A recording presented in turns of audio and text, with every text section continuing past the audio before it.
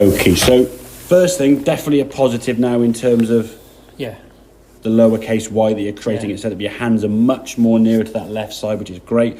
You're just in a better position regards that kind of body position, okay? What we got to really focus on now is ball position. Like I said previously,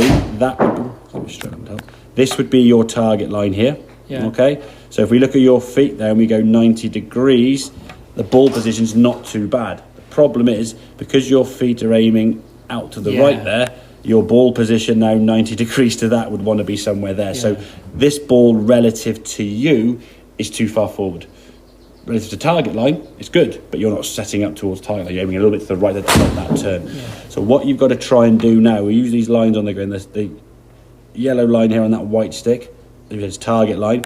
Your body is basically aiming along these sticks. So when you do a sort of 90 degrees to that, okay, that ball now is more towards that left heel. However, if we put the line in the middle, that ball now looks back of your stance, It's not back of your stance because you've moved, as we said, around the clock face this way. So that would be kind of 6 o'clock. You've kind of moved towards 7 o'clock here, which means that ball position now is actually in the right spot relative to you. So if you find you start losing a little bit of strike on the golf course, chances are, rather than moving your body around the circle, you've just dragged your right foot back. And the act of moving that right foot back creates the ball going forward. And then what you will do instinctively and probably almost unconsciously, you catch a couple of shots a little bit heavy, you'll start throwing that right shoulder over the top more, okay? So, but you can just see yourself now with that sort of right shoulder back a little bit. The movement you're making in the swing now, very good. Again, the lowercase y, we've got it set up. We're making a nice turn now. Your right side's really getting out of the way there now. So as your arms then come back down, your right shoulder still sort of almost behind your head there, coming to the golf ball. Good clean strike of the golf ball there. Again, talking about that lowercase y. There's impact. Really good, really good. And then from there now we're going to just twist through and rotate the target, getting your nice, basically what I call a little pull fade. You're a little bit to the right with your lower half because that just helps the rotation with your right side. So that foot is certainly back a little bit and moved around. That helps your rotation, as we said, gets your right shoulder working behind you. The first thing from the lesson when you said about your shoulder, you were trying to stop the fade by keeping your shoulder moving it kind of almost this way rather than actually get it to turn behind your head. So you were sort of almost trying to go back on a straight line and all these kind of things. So now your shoulder's rotating better.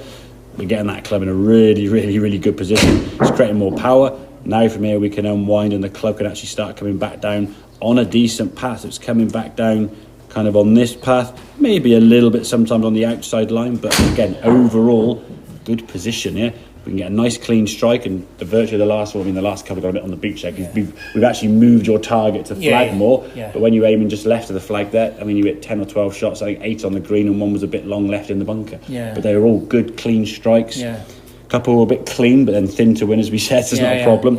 The one shot we've really got to try and avoid that, especially that heavy shot this time of year now, hitting the ground a bit fat or a bit early, okay? Because the human brain will compensate. It will do something. You'll try and miss the ground, and then you might end up doing a really toppy shot, or you'll just throw your right shoulder over the top to try and hit it, and then you get the old pulley one going way left, and also you're going to get steeper. So setup-wise, it's finding that window.